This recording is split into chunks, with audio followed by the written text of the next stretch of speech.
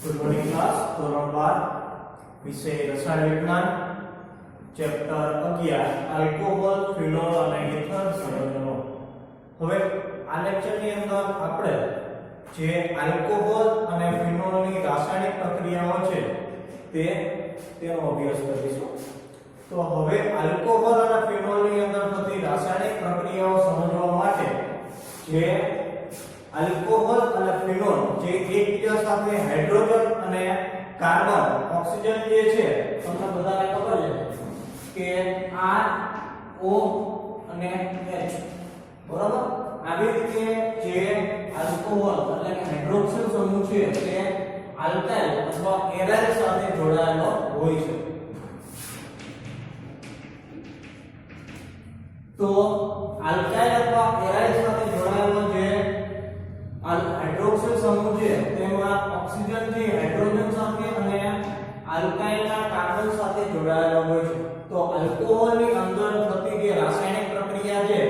તે બે પ્રકાર હશે। ઘણી બધી રાસાયણિક પ્રક્રિયા O અને H વચ્ચેનો બોન્ડ છે ઓક્સિજન અને હાઇડ્રોજન વચ્ચેનો બોન્ડ તૂટવાથી થતી પ્રક્રિયા થશે અને ઘણીવાર જેમાં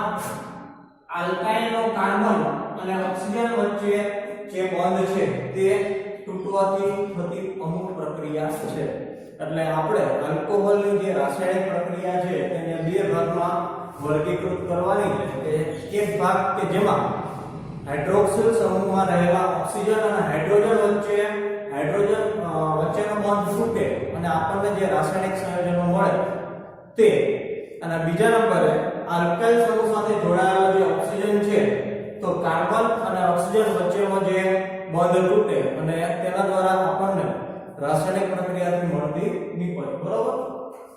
તો શરૂઆત કરીએ એવી રીતે ફિનોલમાં છે। ફિનોલની અંદર પણ જે AR એટલે એરોમેટિક ચક્રીય બંધારણ જેમાં બેન્ઝીન રહે છે બરોબર,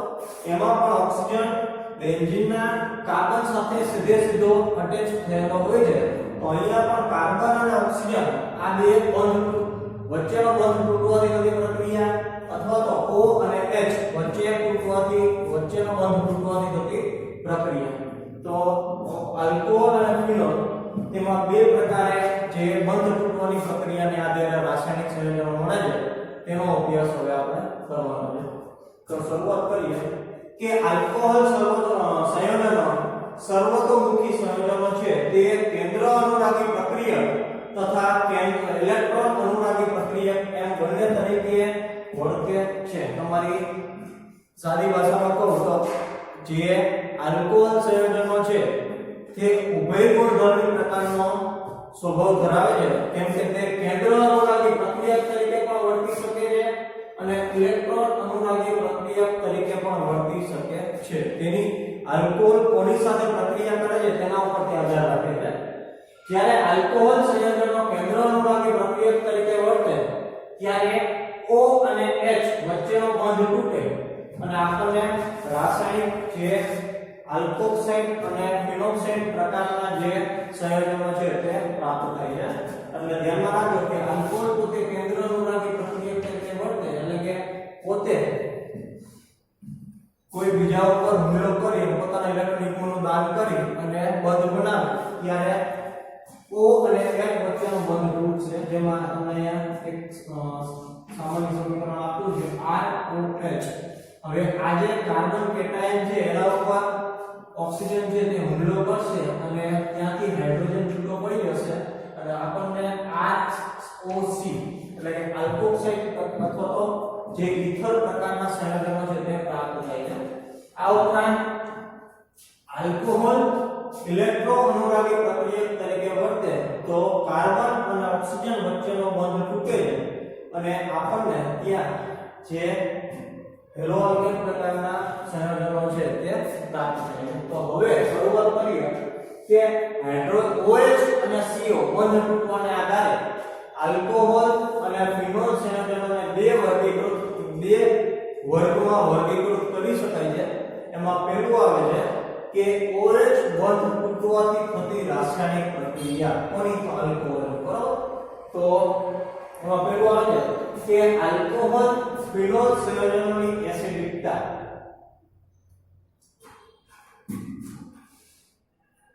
હવે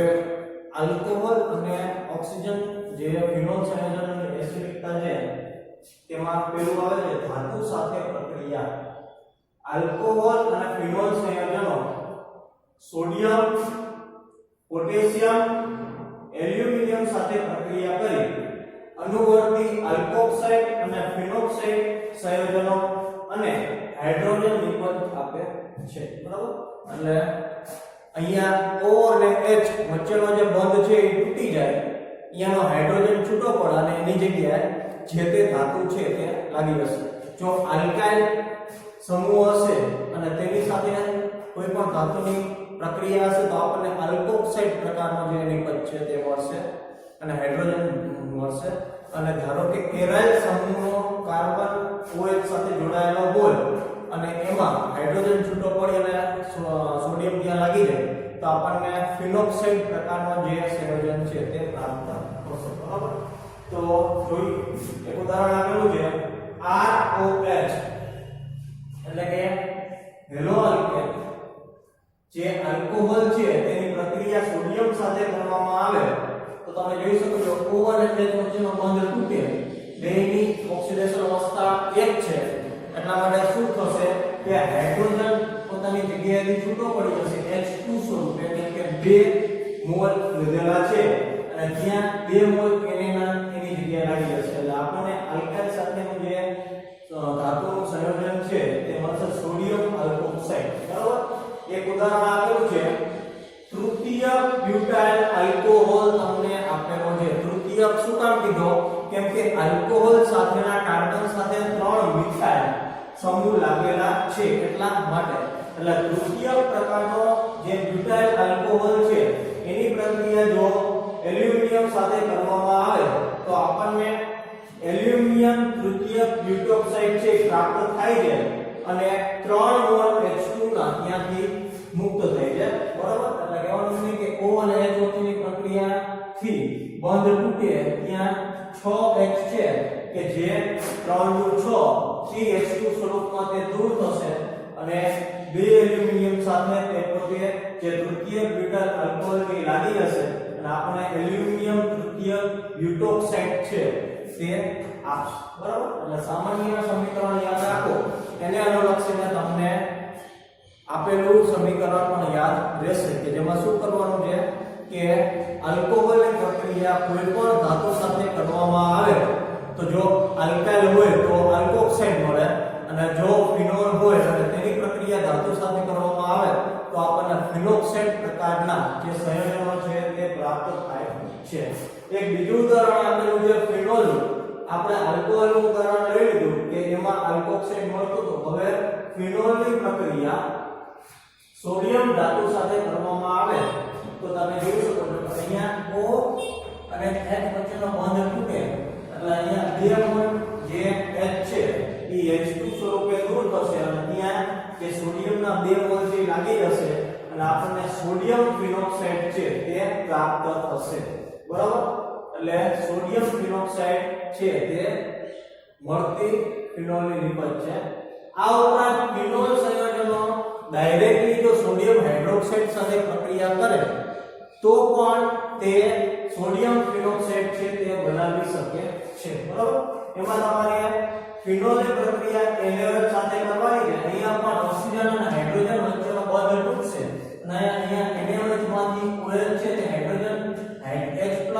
OH સાથે જોડાઈને H2O છૂટું પડશે અને સોડિયમ થી ઓક્સિજન સાથે જોડાઈ જશે અને આપણને સોડિયમ ફિનોક્સાઇડ છે તે પ્રાપ્ત થશે ત્યારે બધાને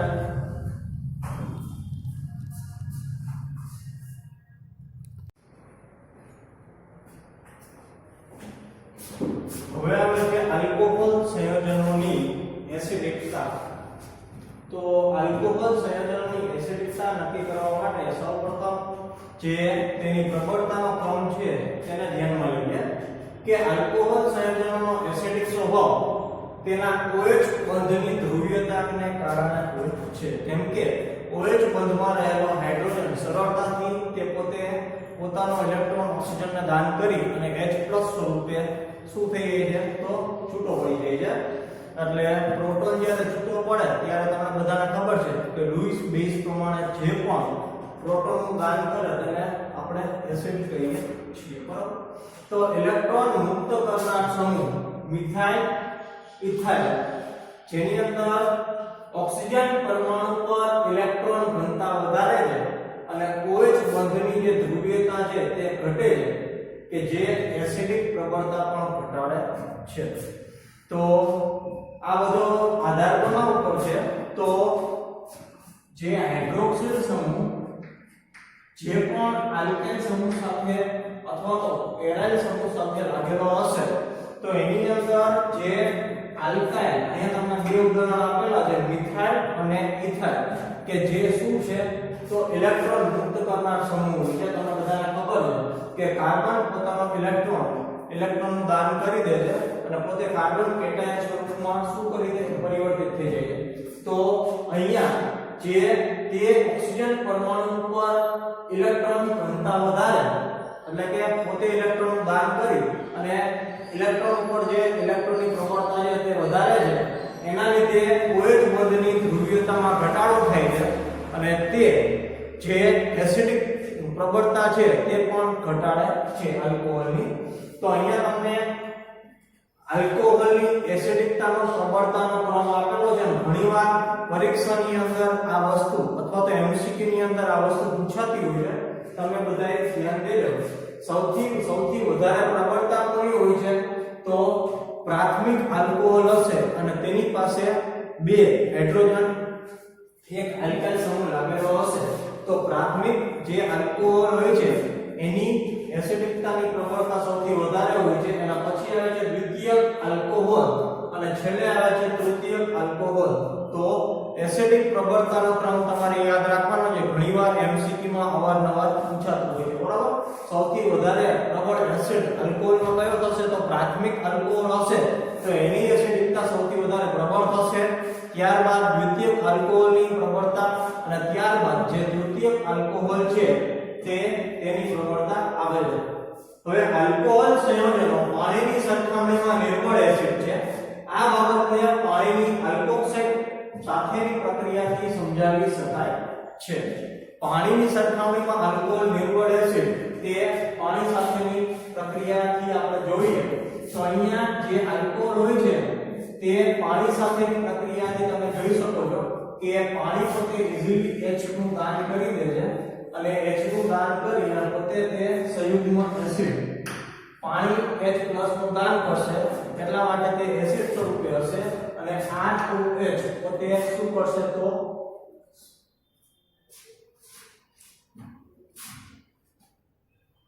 ROH પોતે સ્વીકારશે એટલે તે સંયોજન બેઝ થઈ જશે। એટલે અહીંયા એક ઇલેક્ટ્રોન યુગ્મનું દાન કરે છે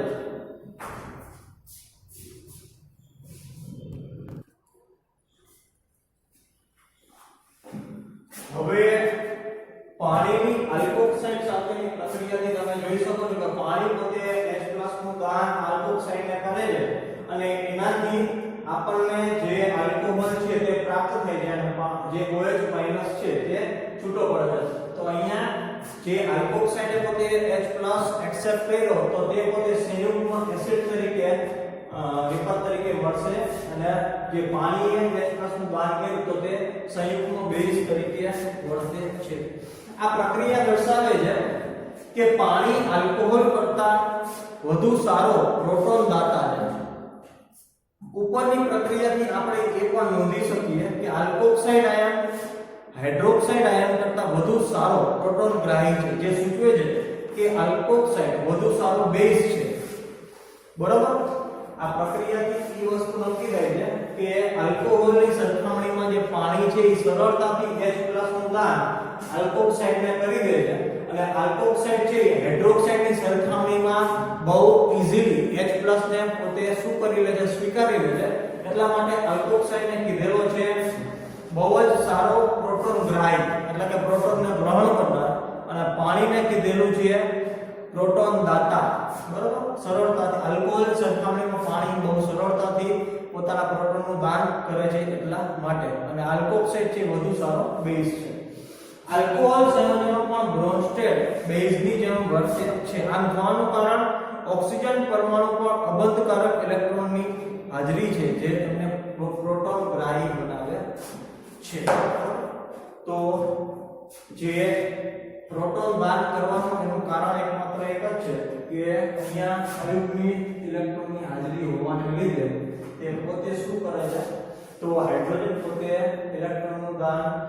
ઓક્સિજનને કરીને તે પછી H+ સ્વરૂપે છૂટો પડી જશે અને આલ્કોક્સાઇડ સાથે પ્રક્રિયા કરશે, બરોબર. એટલે પાણી છે એ